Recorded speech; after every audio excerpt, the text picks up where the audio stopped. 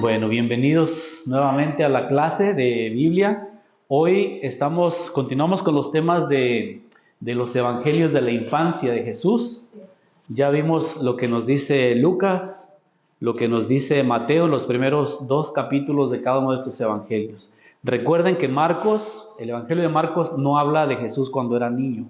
Marcos ya lo presenta a Jesús adulto, bautizándose y empezando el anuncio del reino de los cielos. Juan habla de en el principio existía el verbo y el verbo era Dios y el verbo estaba con Dios. Vino a los suyos no lo recibieron, etcétera, etcétera. Todo el prólogo de San Juan, pero después ya pasa a hablar de los primeros, de cómo Andrés llama a Pedro y Pedro a los demás y cómo se fueron formando el grupo. Tampoco se refiere mucho a los evangelios. Pero aparte de estos que ya conocemos, de los 4 evangelios, que son los que podríamos decir los evangelios canónicos, los que fueron aceptados, los que quedaron en la Biblia, circularon en los primeros siglos de la iglesia otros escritos, no solo referentes a la infancia de Jesús, también a otras etapas de la vida de Jesús, pero son textos que llegaron ya muy tarde, digamos, al uso, o fueron escritos ya muy tarde. Al igual que otros libros del Antiguo y del Nuevo Testamento, llevan nombres que van asociados con un apóstol. No siempre significa que esa persona los haya escrito. Por ejemplo, el Evangelio de Judas, el Evangelio de María Magdalena, el de Felipe, el de Santiago. Porque para ese tiempo esos apóstoles ya habían muerto. O sea, ya habían pasado 200, 300 años de la muerte de ellos. Era imposible que los hubieran escrito. Pero se usaba de poner un escrito con el nombre de un personaje así. Primero, pues llamaba la atención. Segundo, pues podría ser también de una comunidad que estaba inspirada o formada o seguía a ese apóstol, pues de alguna forma. Pero, pues ya estaban muy, muy, muy lejos. Entonces, estos escritos se les llama apócrifos. Aquí, por ejemplo, aquí está la palabra griega en apócrifon. Es la palabra griega. Pero, ¿qué significa apócrifo? Hoy también seguimos usando esa versión, ahorita esa palabra, les diré un poquito. La palabra es una palabra griega, tiene 2 partes, apó y kriptein. Entonces, apó significa desde o también lejos, y kriptein significa ocultar. Entonces, como algo que se oculta. Sirve para designar estos libros que no están incluidos en el Antiguo y el Nuevo Testamento, pero que sí circularon en el final del siglo I, pero más en el siglo II, III, IV y V, hasta un poquito más. Hablamos pues de 200 a 300, 400 años después de la muerte de Jesús. Es mucho tiempo. Es mucho tiempo, pero que tuvieron un cierto influjo, importancia, también tenían su valor. Recientemente, en nuestros días, cuando ustedes escuchan la palabra apócrifo, generalmente se alude a algo que es falso, ¿no? Sí. Dice, es un documento apócrifo, quiere decir que es falso, Hay noticias apócrifas. Y eso, por ejemplo, es muy común en las redes sociales. Murió no sé quién, ni es cierto, ni ha muerto. Se viene el fin del mundo y puras noticias así y que uno ve el título y ahí vas a darle clic. Donde morboso uno va a decir, a ver si es cierto. Y habla de cosas que no tienen nada que ver con eso. Pero bueno, y otro significado que a lo mejor está más asociado con el de arriba es el significado de escondido, oculto, secreto. Porque algunos de estos escritos que se usaban en las comunidades, sí los mantenían, tanto en las sinagogas como en las iglesias cristianas, los mantenían ocultos. No eran para que cualquiera los leyera, porque tienen un lenguaje especial, tienen una forma de interpretación también única, especial. Entonces, la palabra apócrifo significa esto. Significa algo que está oculto, algo que no falso, lo que me preguntabas, Mario. Entonces, ¿cuál es su validez? Lo vamos a descubrir después, más adelante. pero sí es algo que esté escondido, oculto o secreto. Son libros que no fueron incluidos en la Biblia. Ahorita voy a detenerme también en eso, pero que tienen su valor, tienen su uso que podemos también conocer. Miren, en el Antiguo Testamento hay más libros, pero esta imagen siempre me ha gustado, me ha acompañado en estos últimos años para explicarles. La Biblia no la imaginen así, un solo libro, así como este. La Biblia en realidad es así, es una biblioteca. Y esta es solo la mitad, o sea, es el Antiguo Testamento, esto que están viendo aquí. Si contamos 2, 4, 5, ese es el Pentateuco, luego los libros históricos, luego lo que son poesía o escrito, profetas mayores y profetas menores. 5, 6, 7, 8, 9, 10, 11, 12, 13, 14, 15, 16, 17, 18, 19, 20, 21, 22, 23, 24, 25, 26, 27, 28, 29, 30, 31, 32, 33, 34, 35, 36, 37, 38, 39 escritos. Estos son los libros que fueron escritos en hebreo, el original hebreo, la Biblia hebrea. Son 39 libros. Pero hay otra lista de libros que fue tomada de lo que se llama la Biblia griega o la Biblia Septuaginta. ¿De dónde nació esa Biblia? Nació de cuando los judíos, después del destierro de Babilonia, pues se los llevaron y fueron a vivir en muchos países. Muchos de ellos, después de siglos, ya no hablaban el hebreo. El hebreo se quedó como una lengua solo para el culto, solo para ser leída en las celebraciones, en las oraciones. Pero y en el lenguaje común, ellos hablaban griego. Y es más, ya había quien no entendía. Es como hoy aquí nuestros hijos, nuestros nietos, ya no hablan español, aunque esta generación sí hable. ¿Y qué hay si tú tienes un libro muy valioso en español que se los quieres dar? Pues ellos van a decir que alguien se los traduzca. Entonces, con esa generación también pasó. Tradujeron esto. Sin embargo, en esa traducción había otros libros que esas comunidades judías ya utilizaban.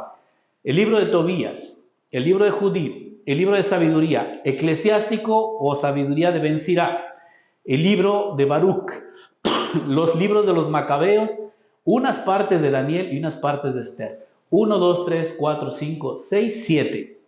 7 libros más fueron agregados a esta lista de los hebreos. Lo que se llaman las iglesias protestantes o que les dicen cristianas, pero eso ya lo aclaramos, nosotros también somos cristianos, ellos siguen más este criterio, solo los libros en hebreo son los que se toman en cuenta. Estos fueron encontrados en griego y son los que se tradujeron y ellos dicen, no los usamos. Pero en la Iglesia Católica y en algunos otros grupos sí se usan estos, sí están aquí. Entonces no tenemos 39 sino 46 libros, ¿ok? Algunas partes de Daniel y del libro de Esther que también fueron agregados. Entonces hay 2 listas. Estos podrían ser considerados también libros apócrifos. No significa que sean falsos, no son falsos. Tenían otro uso y la iglesia de Occidente, la iglesia católica, la iglesia de Roma, consideró que son libros valiosos. El libro de la sabiduría, el libro de Baruch, todos estos nos dan también una enseñanza que vale la pena tomar en cuenta. Vale la pena tomar en cuenta y fueron incluidos. Entonces, ya estos libros ya son unos que podríamos decir apócrifos. Para ellos, para los que nada más siguen aquella lista, estos son libros apócrifos. Para nosotros son libros que sí les damos, tienen su valor. ¿Me explico con esto? Ok. Nuevo Testamento. En el Nuevo Testamento, ok, aquí tenemos, otra vez, no imaginen la Biblia así. Es la otra mitad de la Biblia, la más flaquita. Tenemos los evangelios. Tenemos cómo nació los hechos de los apóstoles, cómo creció la iglesia, las comunidades. Y luego vienen cartas paulinas, unas muy grandes, otras más pequeñas. También dividen entre cartas pastorales, cartas personales, cartas a las comunidades. Y luego están estas cartas que les llaman cartas católicas. Católicas no porque sean cartas para la Iglesia Católica, sino cartas universales que están dirigidos a toda la cristiandad, a toda la cristiandad. Y aquí también encontramos, por ejemplo, alguna situación que las cartas de Pedro, las cartas de Juan, la carta de Judas y la carta a los hebreos, que de hecho no sabemos quién es el autor de la carta a los hebreos y ni esta tampoco. Porque hay cosas que estas cartas hablan, enseñan, pero que ya no son del tiempo de Pedro. Entonces, para algunos, estas también se llama otra palabra dominguera, pseudoepigráficas. Pseudoepigráficas. Que le pones, es decir, es como decir casi el nombre.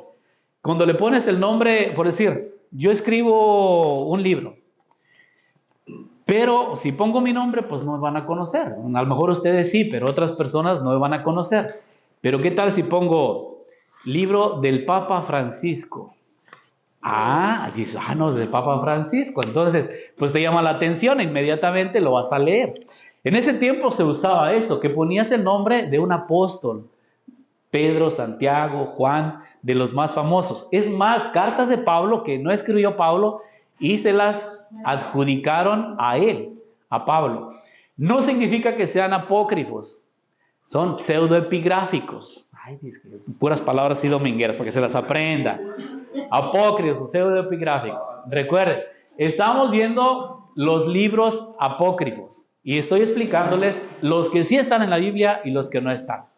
En esta lista también, a finales del siglo I y después en concilios posteriores, en el siglo II y hasta el concilio de Trento, había un interés vamos a ponernos de acuerdo, cuáles son los libros que vamos ya, porque había muchos que circulaban, de los mismos padres de la iglesia, de Orígenes, de Clemente, de otros padres de la iglesia, que también tenían sus cartas, sus escritos, tenían cierto valor, pero que ya no fueron incluidos aquí. Entonces un criterio dijeron siglo I. Los que vienen después ya no los vamos a incluir. Eran muchos años, o sea, más de 100, 200 años después, esos escritos ya no entraron en la Biblia. El otro era el uso que le daban en las comunidades cristianas, porque estas cartas, las que escribió Pablo, los evangelios, se hacían copias y las comunidades pues las leían y se inspiraban y la conocían y en fin, tenían un uso, una enseñanza. Y dijeron, estas cartas, este tiene valor y vale la pena ponerlo aquí. Y si todas las comunidades estamos de acuerdo, pues incluyámosla. Pero, ¿qué hay cuando se termina o se cierran estas dos listas, tanto del Antiguo como del Nuevo Testamento? Que vienen estos escritos antiguos que se fueron descubriendo también en lugares por ahí medios olvidados. Por ejemplo, hay una sinagoga en Egipto donde encontraron varios escritos de estos hagan de cuenta que hicieron una remodelación y había como una repisita así imagínenselo así pues, más o menos.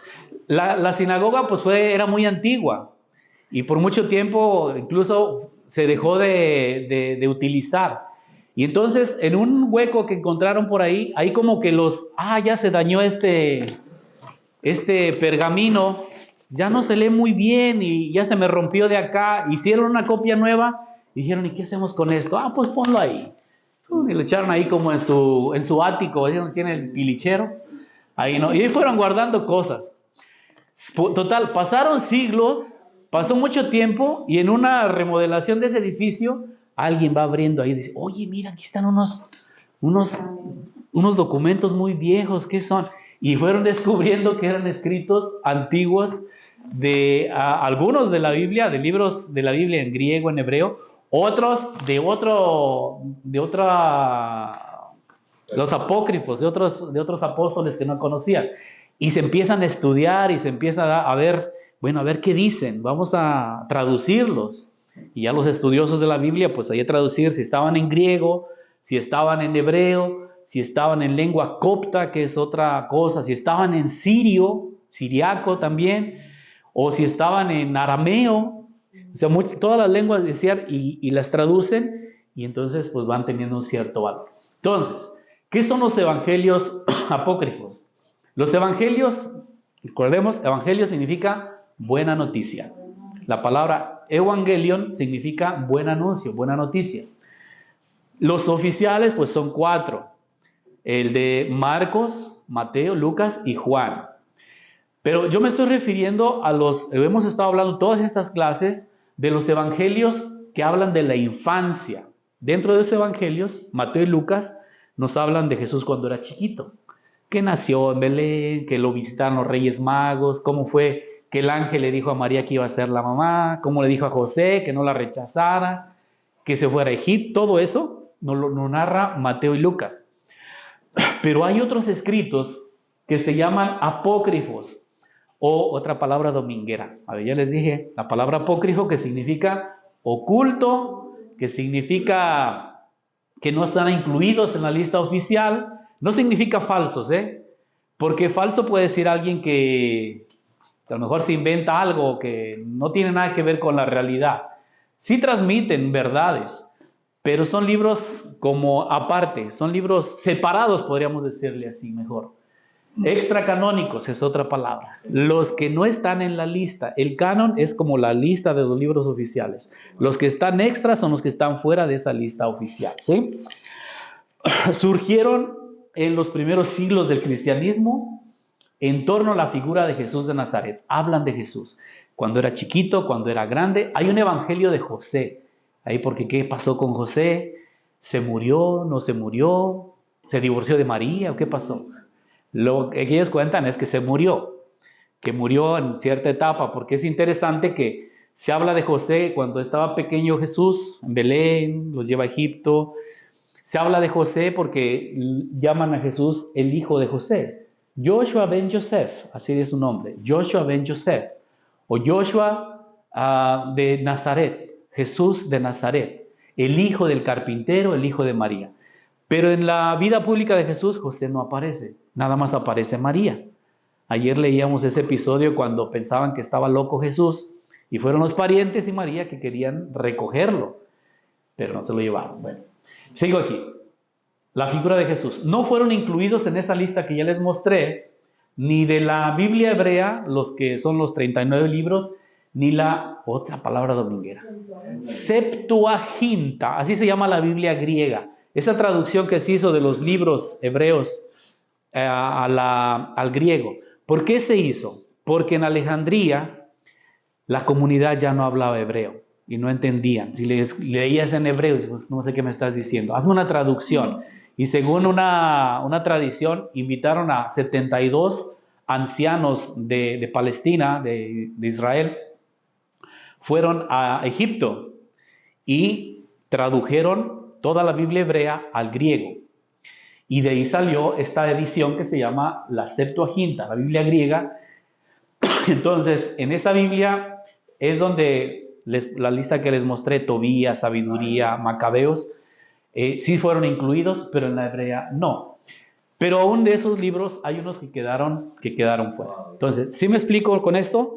Los libros apócrifos son libros que hablan de Jesús, los evangelios apócrifos, que no están en la lista, que no están en la Biblia. Existen, pero no están ahí. No les tengan miedo. Les voy a leer un pedacito. El asunto con estos libros, primero es que están muy lejos de los acontecimientos, del testimonio de los apóstoles.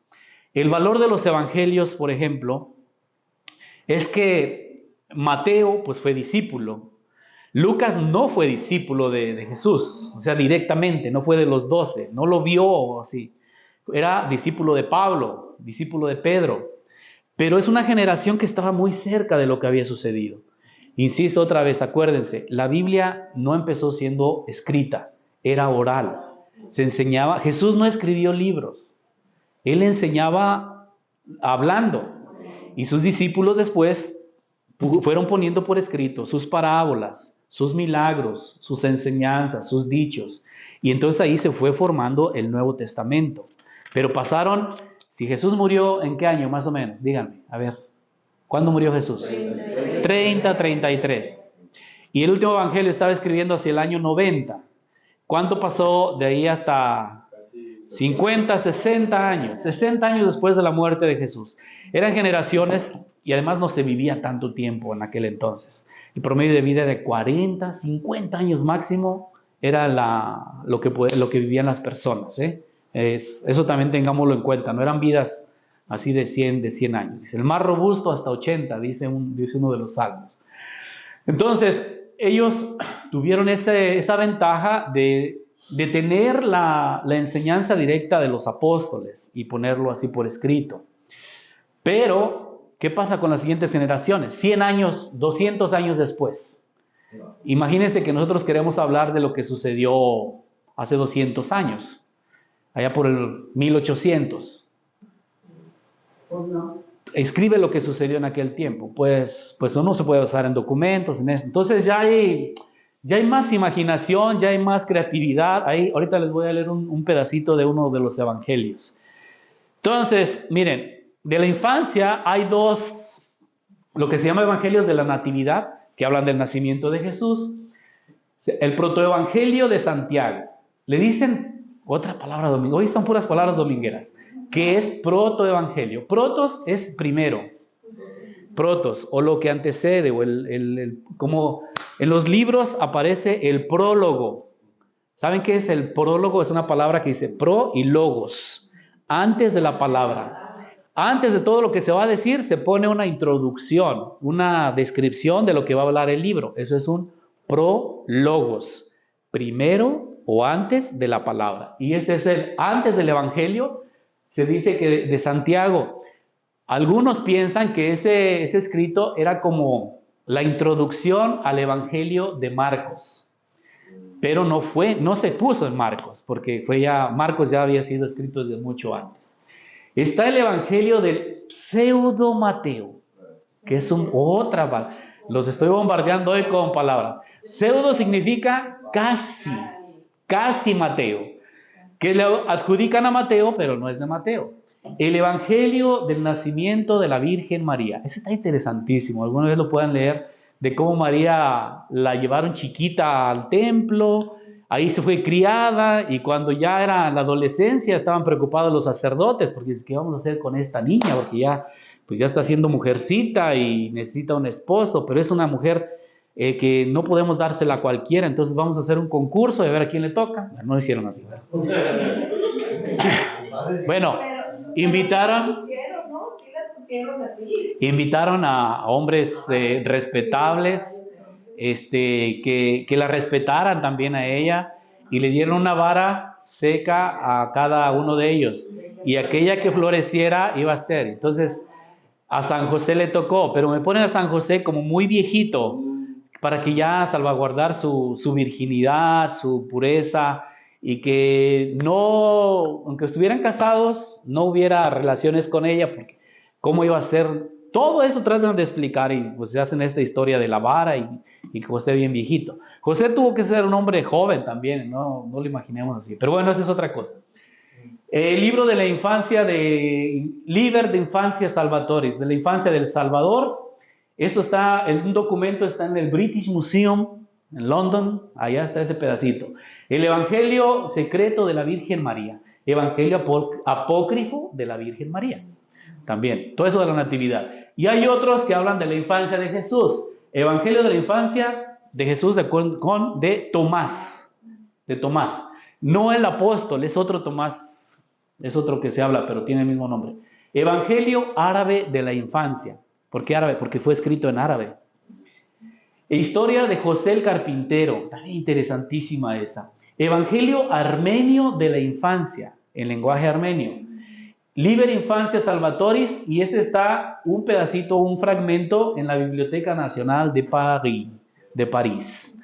Conservan esos documentos que descubrieron por ahí, algunos en sus excavaciones arqueológicas, algunos también había mucho contrabando todavía sigue habiendo de piezas arqueológicas y de escritos, y fueron a terminar allá, por ejemplo, uno de los códices más antiguos, es el código de Leningrado y está en Rusia. Está en Rusia ese código. De ahí casi sacamos todo el Antiguo Testamento. En Rusia había muchísimos judíos y hay uno de los códices más antiguos están allá. Otros están en las bibliotecas nacionales de aquí de Estados Unidos. Varias universidades tienen escritos muy valiosos antiguos de la Biblia. Londres, ni se diga, Francia, Alemania, España, en fin, hay muchos lugares. Pero bueno, miren, hay todos esos libros que no entraron ahí. Escuchemos este relato. Ese está tomado del libro Armenio de la Infancia. Ya está por aquí. Armenio, de la Infancia. Fíjense lo que dice acerca de los Reyes Magos. Tengo 5 minutos. Un ángel del Señor se fue a toda prisa al país de los persas para avisar a los Reyes Magos que fueran a adorar al niño recién nacido. Estos, después de haber sido guiados por la estrella durante 9 meses, 9 meses, ¿cuánto es el tiempo de la gestación? O sea, aquí está diciendo que desde la encarnación hasta el nacimiento de Jesús recorrieron 9 meses y llegaron a su destino en el preciso momento en que la Virgen se convertía en madre. Justo cuando estaba naciendo, llegaron. En efecto, en aquella época el reino de los persas era más fuerte y sus victorias sobre todos los reyes que existían en los países de Oriente no tenían número. Cierto, Persia, lo que hoy es Irak, Irán, eran potencias por siglos, ¿no? De ahí la escritura, nos dejaron mucha herencia esas culturas que nacieron en medio de 2 ríos, el Tigris y el Éufrates. Los reyes de los magos eran 3 hermanos. El primero, Melcón, reinaba sobre los persas. El segundo, Baltasar, reinaba en las Indias. Y el tercero, Gaspar, poseía el país de los árabes. ¿Se acuerdan que en el Evangelio de Mateo no se dice cómo se llamaban ni que eran magos, ni que eran reyes, nada más eran sabios? Entonces, pero aquí está Melchor, Gaspar, y de aquí viene la tradición, de ahí salieron los nombres. Habiéndose reunido por orden de Dios, llegaron en el preciso momento en que la Virgen se convertía en madre. Apresuraron su paso y pudieron encontrarse allí en el momento mismo del nacimiento de Jesús. Aquella misma noche, un ángel guardián fue enviado a Persia. Se les apareció a las gentes del país en forma de estrella y de gran brillo e iluminó toda la tierra de los persas. Así pues, el 25 del primer Canún, fiesta de la Natividad de Cristo, hacían una gran fiesta en el país de los persas, adoradores del fuego y de las estrellas, y todos los magos, con gran pompa y aparato, celebraban magníficamente su solemnidad. En aquella ocasión, de repente, apareció una intensa luz encima de las cabezas. Toda la gente, dejando a sus reyes, sus festejos y alegrías, salió para gozar del espectáculo. Vieron como una ardiente estrella se había levantado sobre Persia. Su brillo era comparable al de un gran sol. Los 3 reyes dijeron a los sacerdotes en su lengua: ¿qué es este signo que estamos viendo? Y usando de sus dotes de adivinos, dijeron: ha nacido el Rey de los Reyes, el Dios de los dioses, la luz que sale de la luz. Uno de los dioses ha venido a nosotros para anunciarnos su nacimiento, para ofrecerle dones y adorarle. Entonces todos los jefes, magistrados y generales se pusieron en pie y dijeron a los sacerdotes: ¿qué presentes conviene llevarle? Ellos respondieron: oro, mirra, incienso. Ahí hay coincidencia. Finalmente, entonces 3 reyes, hijos de los reyes de Persia, tomaron como guiados por la misteriosa disposición, uno 3 libras de mirra, otros 3 libras de oro y otro finalmente 3 libras de incienso. Estaban vestidos con sus ornamentos de ceremonia, con una tiara en la cabeza y su tesoro en las manos. Al canto del gallo abandonaron su país, acompañados por 9 hombres, poniéndose en camino, precedidos por la estrella que se les había aparecido. Del libro Armenio de la Infancia, es del siglo VI después de Cristo. Siglo VI. Entonces, estamos hablando muchos siglos después, pero nos dice cómo se llamaban, de dónde venían, cómo se escogió la fecha del 25 de diciembre. Entonces, por esa estrella, por el solsticio de invierno, tiene varias cosas que hacen coincidir y que te explican. Pero aquí, si se fijan, son escritos, primero muy tardíos y segundo, pues le ponen así como la curiosidad de querer qué más había, además de lo que nos cuentan los evangelios. Les leo otro, este está tomado de Evangelio árabe de la infancia. Y tiene que ver con, ¿dónde está el árabe? Aquí, con Jesús cuando era niño. Ahí ponen a Jesús como un Jesús con poderes divinos ya, consciente. Bueno, todavía como niño todavía no controlaba su temperamento. Todavía había cosas que estaba batallando María y José para guiarlo. Y ahí pues, bueno, escuchemos y a ver qué nos dice. Evangelio apócrifo, Milagros del Niño Jesús, del Evangelio árabe de la infancia. Dice, este es del siglo VII después de Cristo, 700 años después, o sea, pues mucho tiempo. Jesús llevaba a los niños conduciéndoles al borde del pozo al que toda la gente del pueblo iba a sacar agua. Andaba jugando en la calle el chiquillo. Y tomando de las manos de los niños los cántaros, los chocaba unos con otros y los tiraba contra las piedras y al pozo. Eran de barro, entonces ¿qué pasaba? Los niños no podían volver a sus casas pues tenían miedo de sus padres. Pues iban por agua y Jesús les rompía los cántaros. Jesús, al ver llorar a los niños, les llamó y les dijo, no lloren, les voy a devolver sus cántaros. Era travieso, les rompió sus cantaritos. Y dio órdenes a las aguas del pozo y éstas devolvieron a la superficie los cántaros intactos. Y el que había los aventó al pozo y los sacó. Otro día Jesús tomó consigo a varios niños y se fue con ellos a pasar un rato debajo de un gran árbol. Y ordenó al árbol que inclinase su ramaje. Jesús se montó en el árbol y se sentó encima. Y ordenó al árbol que se enderezase. Solo dóblate y ahora levántate. Y el árbol se enderezó dominando todo el lugar. Jesús se quedó 1 hora. Los otros niños le gritaban diciéndole, ordena al árbol que baje para que podamos subirnos también nosotros. Jesús ordenó al árbol que bajase de su ramaje. Dijo a los niños, vengan corriendo junto a mí. Y estos subieron a toda prisa y llenos de gozo junto a Jesús. Poco después Jesús dio órdenes al árbol para que se bajase y el árbol bajó su ramaje. Los niños descendieron con Jesús y el árbol se enderezó. Este está tomado del libro Armenio de la Infancia, siglo VI. El que les decía es este. Otro. Un día, Nuestra Señora Santa María, dijo al Señor Jesús, Hijo mío, ve a buscar agua al pozo. Cuando fue para traer el agua y después de haber llenado el cántaro lleno como estaba, cayó y se rompió. El Señor Jesús extendió su velo y recogió el agua llevándola a su madre en el velo. Es en la tela. ¿Cómo no?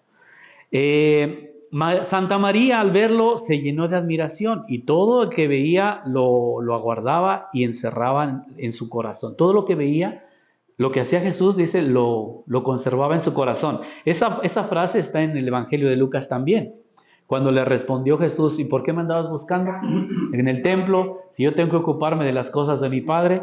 Y dice, no entendieron lo que les dijo, pero guardaba esas palabras en su corazón. Otra vez Jesús iba paseándose con José. Encontraron a un niño que iba corriendo. Este se chocó con el Señor y Jesús cayó. Lo tumbó. Y Jesús le dijo, así como tú me has tirado al suelo, así también tú vas a caerte al suelo. Y no te levantarás más. Al instante el niño cayó y murió. Esa expresión.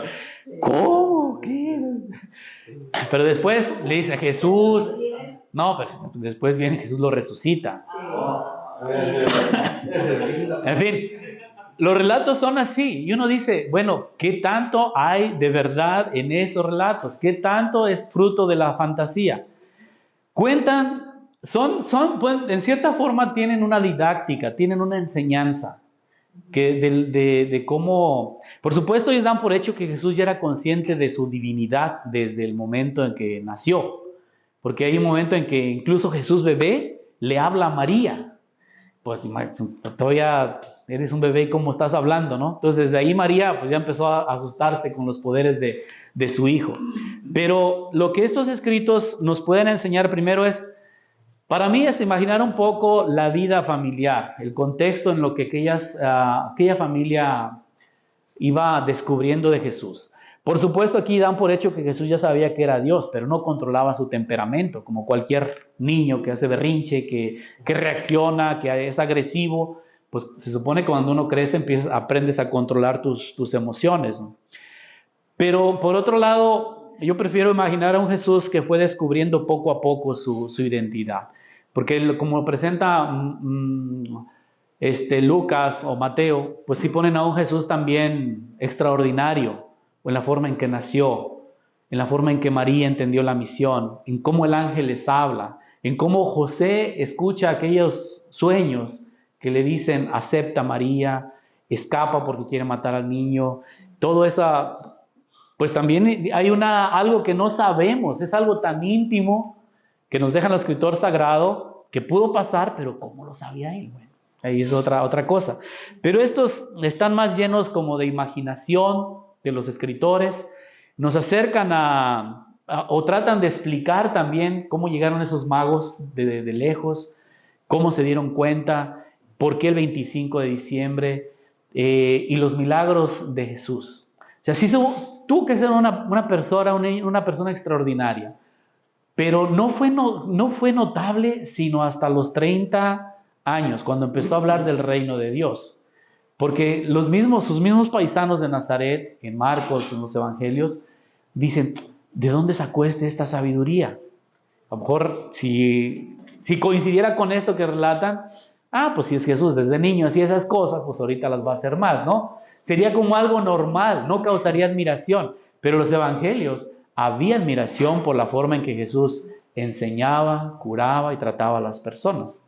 Entonces, tiene su valor porque, bueno, nos acercan a esa parte oculta, apócrifa, si quieren. Insisto, apócrifo no significa falso, si quieren significa oculto o apartado. En este contexto, hoy si le damos es una película apócrifa, también se les dice piratas, ¿no? ¿No? Es una película pirata, documentos falsos. Pero no, estos tienen su valor, no están en la Biblia. Primero, son libros muy tardíos. Segundo, pues están llenos de imaginación, influenciados por otros problemas que había en ese momento. Por ejemplo, si alguien ponía en duda la divinidad de Jesús, de decir, pues él fue solamente hombre, no era Dios. Porque había también esas dos corrientes, algunos que sí era fácil reconocerlo como Dios y otros solo como hombre. Tanto que fue necesario en el concilio de Nicea llegar a decir Dios y hombre verdadero, engendrado, no creado, porque Dios no se puede crear. Se engendra en nuestra historia, pero no fue creado porque ya existía desde antes. Entonces, pero para eso pasaron casi 1000 años, 1300, 1500 años para definir eso. Mientras tanto había muchas discusiones. ¿Quién se iba solo porque era divino y él desde chiquito ya sabía todo? Es más, sabía cómo iba a morir. Y no sufrió porque era Dios. Dios no puede morir, Dios no puede sufrir así. Entonces nada más fingió su muerte o fingió que le dolía. No, era verdadero humano. Pero fue algo en lo personal que digo que fue descubriendo poco a poco, haciendo conciencia de su misión. Y tal vez por eso se tardó hasta los 30 años para empezar a hablar del reino de Dios. Fue un periodo de formación, de preparación. Como Lucas y Mateo lo ponen, dice que Jesús volvió con sus padres a Nazaret y crecía en sabiduría delante de Dios y crecía y se fortalecía en sabiduría delante de Dios y delante de los hombres. Esa es su vida, esa es su infancia. Pero es muy interesante conocer también estos relatos que también no los vamos a tomar, no, pues sí tuvo que pasar así, hizo doblar el árbol, hizo lo otro, hizo aquello. Pues es una forma de explicar algo, que él era especial, que él era único. A lo mejor una historia inventada, si quieren así, o que narraran pues así como me pegaste, muérete, también tú te vas a caer, y cayó muerto el niño. Ay, qué cruel, ¿no? Que lo presentan de esa forma. No nos imaginamos a Jesús haciendo eso. Pero bueno, es un proceso, es una enseñanza y es algo que se puede descubrir. Entonces, a lo que voy entiendan que la Biblia, voy a volver atrás y con eso termino. ¿No hay más acá adelante cosas? No. Que la Biblia, estos escritos, o sea, este es uno real, Este es una paginita que se encontraron por ahí escrita en griego. Dice, carta de San Juan el apócrifo. Entonces, es una carta, un texto que se estudia, que se analiza y que se ve qué dice, y dice uno en qué coincide, en qué no coincide. Pero apócrifo significa, si quieren, oculto, apartado, escondido. O sea, tómenlo más así, en este contexto. Pero son libros que no quedaron incluidos en la lista, ni del Antiguo Testamento ni del Nuevo Testamento, pero que existen. Y su valor también es que pues, nos enseñan, nos transmiten cierta forma de entender los mismos evangelios en ese momento, de acuerdo a corrientes religiosas que había, creencias, y también es una parte del cristianismo que fue empezando, que se iba consolidando. Nosotros estamos a 2024 años de distancia, 2000 años después. Ellos muchas cosas no conocían en tiempos de Pablo o de los demás apóstoles. Estaban apenas tratando de entender la personalidad, la persona de Jesús, sus enseñanzas y de cómo vivirla. Para nosotros pues ya han pasado muchos siglos y aún seguimos tratando de aplicar cosas, de usarlas, de vivirlas, pues a veces bien entendidas y a veces mal entendidas. Porque a veces aquí la cuestión es que no solo estos evangelios apócrifos, sino la Biblia misma, a veces la leemos por conveniencia. Queremos que diga lo que yo quiero que diga. Y hay cosas que dice y no nos gustan. Y hay cosas que hacemos que diga, pero no dice. O que pensamos, como dijo la Biblia. ¿Dónde dijo eso? Entonces, ese es el interés también de que nos acerquemos a conocer la Biblia, los libros, cómo está hecha. Y este contexto de decirles, hubo más libros, pero quedaron solo esos. Y tienen un valor para tanto la comunidad hebrea, los judíos, el Antiguo Testamento, la Torá, el Torá, Nebim, Ketuvim, que les llaman la ley, los profetas y los escritos, y para nosotros el Nuevo Testamento, las cartas, los evangelios, el Apocalipsis, etc. Entonces, esta es otra forma de conocer algo de Jesús. Estos libros también nos enseñan algo de Jesús. Pero, pues los vamos también a leer si lo tomas literal y dices, ay, pues así tuvo que ser Jesús. Pues también tu fe va a ser como, pues no sé, o así como que, de veras. Entonces, hay que acercarse, hay que conocer. Ay, disculpen que hoy no abrimos la Biblia porque no están los libros, se los quisiera enseñar, pero no están allí. Están en otros libros, están en otros documentos que no están aquí. Pero que conozcan, sepan que existen y no les tengan miedo. Son interesantes también, son interesantes. Puede uno aprender, pero para nosotros no tienen el mismo peso, el mismo valor de los que están aquí. ¿Sí? ¿Me explico con eso? Esa historia continuará. ¿Me expliqué? Si alguien quiere como acordarse de lo que vimos, esta clase, como siempre, es publicada en el canal de YouTube de la iglesia, Cathedral of St. Matthew Houston. Ahí encuentran esas clases que estamos compartiendo. Gracias por haber venido y nos seguimos aquí viendo.